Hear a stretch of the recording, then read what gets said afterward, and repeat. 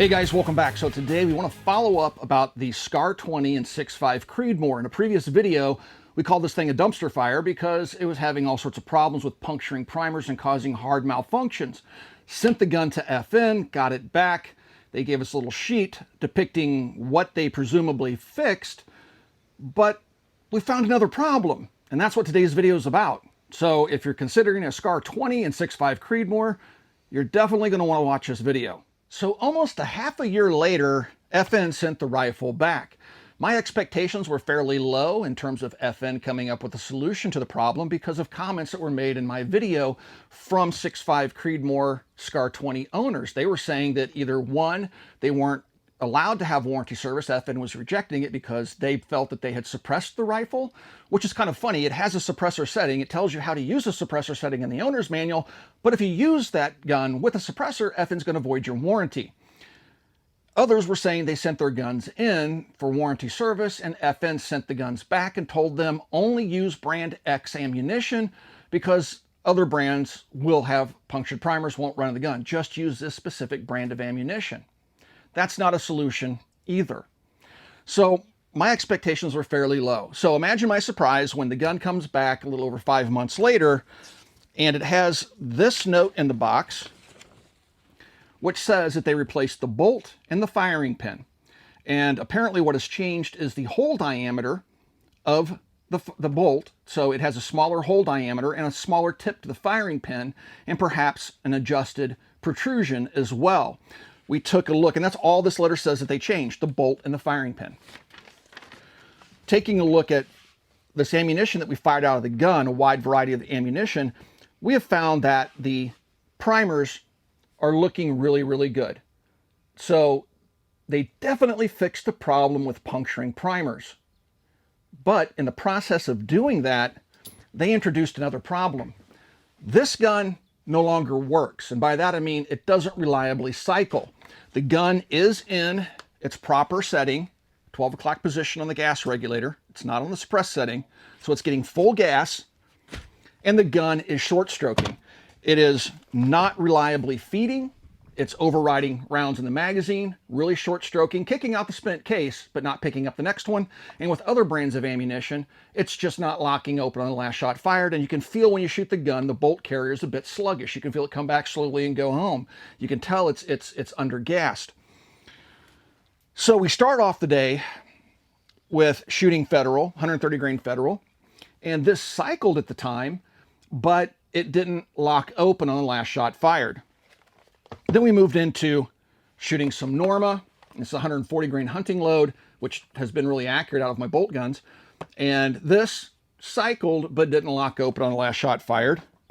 We had some Aguila out here just to confirm 0. And this stuff cycled, but did not lock open on the last shot fired. Some Hornady 143 grain Precision Hunter cycled, but didn't lock open on the last shot fired.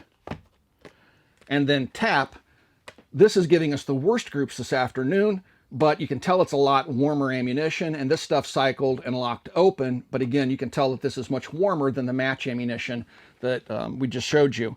So then we went back later in the day, started shooting the Federal, and for some reason it stopped cycling. It wasn't picking up the next round of the magazine. I was having to manually operate the bolt, fire, manually operate the bolt. It would kick the spent case out, but it wasn't picking up the next round of the magazine. Frustrating to say the least. I grabbed some of this Sacco ammunition because it's performed very well for me in other 6.5 Creedmoors.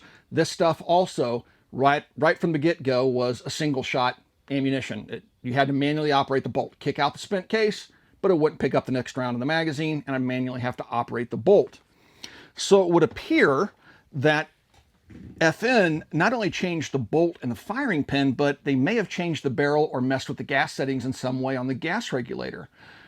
That's the only thing I can come up with now, because they claim they only changed the bolt and the firing pin. If that's the case, that shouldn't have messed with the gassing of the gun. Before I sent this gun in, we fired it with all sorts of ammunition like we are this afternoon, and it locked open just fine, cycled just fine, worked just fine. The only thing it was doing is puncturing primers. Well, it doesn't puncture primers, but now, depending on what ammunition you're using, it's definitely not locking open on the last shot fired, and with some other brands of ammunition, it's now a single shot rifle. Less than ideal. Copper had gotten in another 6.5 Creedmoor SCAR 20, so I brought this one out for testing. This one is puncturing primers still. This bolt, we measured the protrusion, we measured the firing pin hole size at Definitive Arms, and it's identical to the 308 guns. So it would seem that really all that FN had done to create these was put a 6.5 barrel in them. They left the original 308 bolt and carrier and firing pin in the guns. And that's what we thought the problem might be. And certainly the letter that they sent back with the fixed rifle, that's what it said it had done. They'd changed the bolt and the firing pin. So this gun still works. This gun, you know, went in working, came back not working, cycling. This one still cycles. So what we're going to do now is take the scope off the black rifle, stick it on here, and then take the bolt and firing pin out of the black rifle, put it in the flat dark earth rifle, and see if it cycles. Because for the life of me, I can't see anything that swapping the bolt out in the firing pin would cause the gun to suddenly become undergassed. But I could be wrong. Let's just do the test. Take the bolt out of the black 6.5 and put it in the flat dark earth one and see if she works. All right, guys, so we've swapped the parts out. We've taken the bolt and carrier out of the black rifle, dropped it into the flat dark earth rifle, and that's all we've changed. Everything else was in the flat dark earth rifle already. First ammo we're going to try out of it is the Sacco, and this is the stuff that was basically single shot ammunition. It didn't do anything. It would kick out the empty case, wouldn't pick up the next round of the magazine, and I'd have to manually cycle the bolt. So let's see if the gun now works with the Sacco.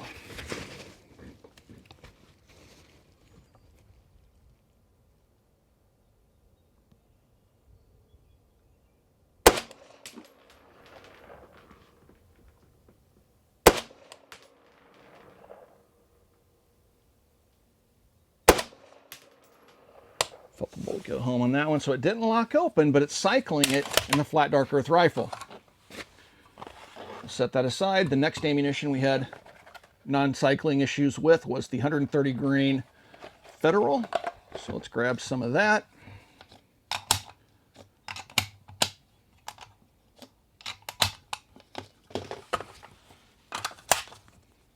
So it's an improvement. Let's see if this stuff works. We didn't try the Sacco in the last video, so that's new, but we definitely fired a lot of Federal.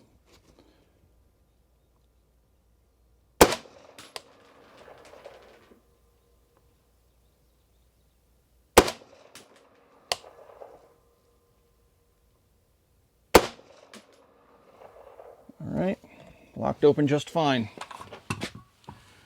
All right, try some of the Norma. This stuff was just not locking back. It was cycling, picking up that next round.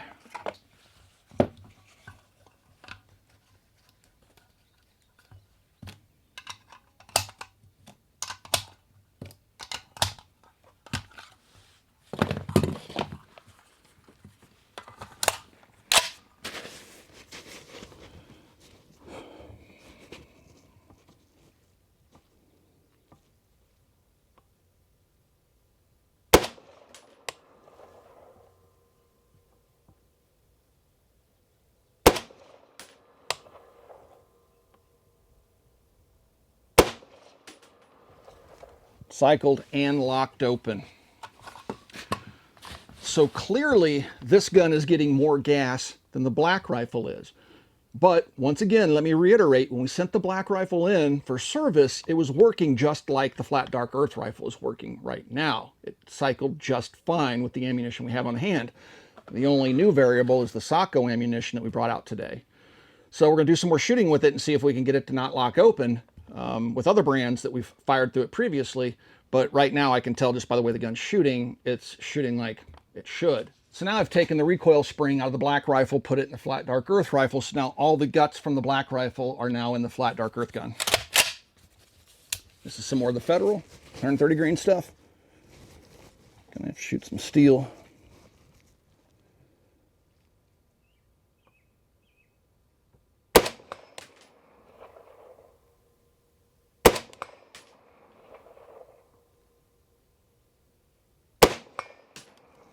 Locks open just fine. Let's try something different. Let's use some of this Hornady stuff. Now this Hornady stuff, once again, was cycling but was not locking open. We're also using the Black Rifle's magazine now. So basically we have all the operating components minus the barrel and gas system from the black gun in the Flat Dark Earth gun. All right, again, this stuff was cycling but was not locking open. And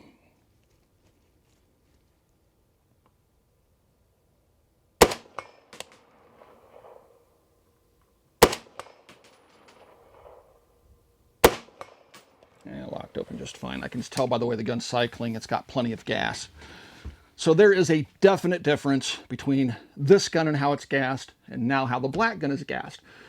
It would seem that FN reduced the gas flow and changed the bolt in regards to the pinhole size and the firing pin itself.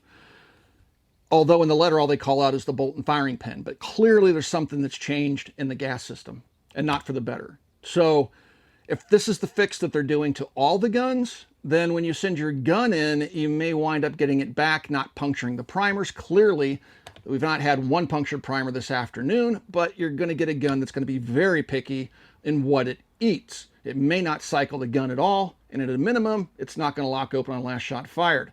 And you would expect a gun to work like it should, like this one's working, if you're going to spend $4,000 on a precision rifle. It should work with factory precision ammo that's on the U.S. market, especially the big brands, Sako, Hornady, Federal, ammunition like that.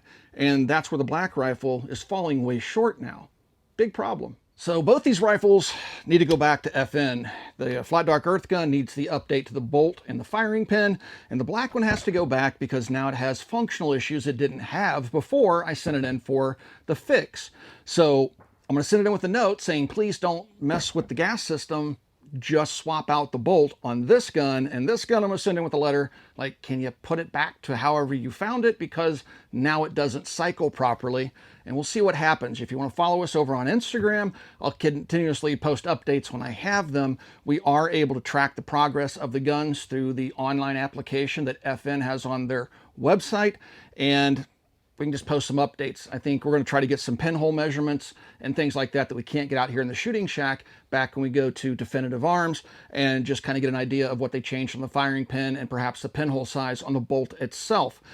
The paperwork says that they did swap the bolt and the firing pin. The firing pin on the updated gun has 3 rings on the rear of the firing pin. Then under MPI, they put HP for high pressure on the bolt itself. I'll throw up a picture showing what I mean. I'll show the original bolt and firing pin, and then I'll show you the updated bolt and firing pin of the Black Rifle and how you can distinguish between the parts when you do see them. All right, guys, I hope you enjoyed today's video. If you have one of these rifles, I feel you and your frustration. We're going to try to get to the bottom of this and see if we can get FN to finally resolve this once and for all. If you'd like to support us here at the Military Arms channel so we can continue to bring you content like this, please consider becoming part of our Patreon family. There is a link in the video description below. Also, right here on YouTube, you got the little join button underneath the video player you're watching right now. Mash that join button and support us right here on YouTube. And last but not least, guys, please swing by and check out coppercustom.com. Thank you for 14 years of support, and we'll talk to you guys soon.